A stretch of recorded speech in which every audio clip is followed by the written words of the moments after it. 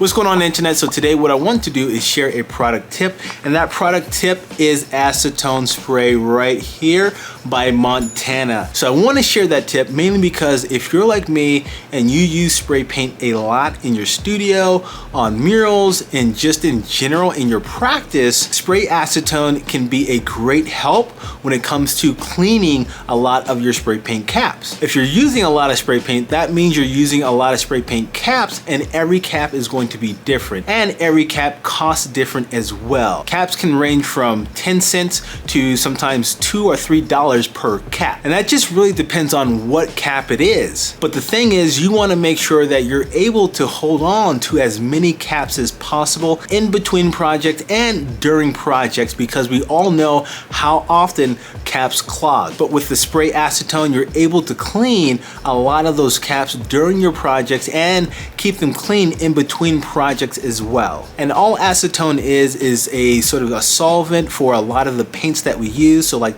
the solvent based paints and even latex paint as well. So when you have it in spray form, you're able to clean out all of that paint inside of the nozzle of your spray paint cap. Before I had spray acetone, I basically tried to clean out the caps by turning the spray paint can upside down and spraying it until the propellant actually shoots out a lot of that paint that's left inside of the cap. It doesn't get all the paint inside of the cap, so sometimes that paint can stay in there. But with the acetone spray, I'm able to get as much of the paint out there as possible. So during projects, when I'm switching caps to a different cap, the cap that I just used, I always make sure I put it on the acetone spray. I spray out as much of that paint as possible and let a lot of that acetone just stay in the cap, because that acetone is going to eat away at any of the paint that's in there, and then I can just blow it out later. But I try to make sure I clean it out in between the caps that I'm using and when I'm in between projects as well, so that I can hold on to as many caps as possible,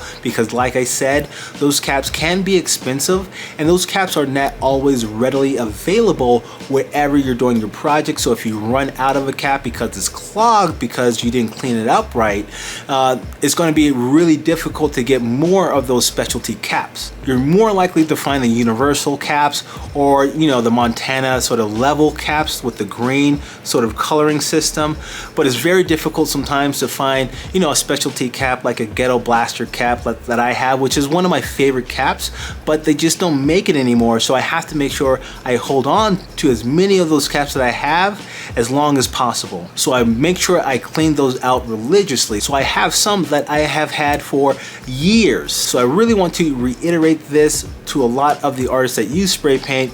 Getting a can of acetone spray in your studio can be a big help, and carry it with you on projects, and make sure that you clean your caps religiously so that you're not just wasting caps on every project. So hopefully this helped out. I'm not being paid for this at all. I'm not getting a sponsorship. They're not giving me anything free. It is just something that I use in my practice, and I want to share exactly what I use in my practice so that you can sort of build your practice as well with tools and materials that are the best quality, so that you can have the best quality work. So hopefully, like I said, this helped out.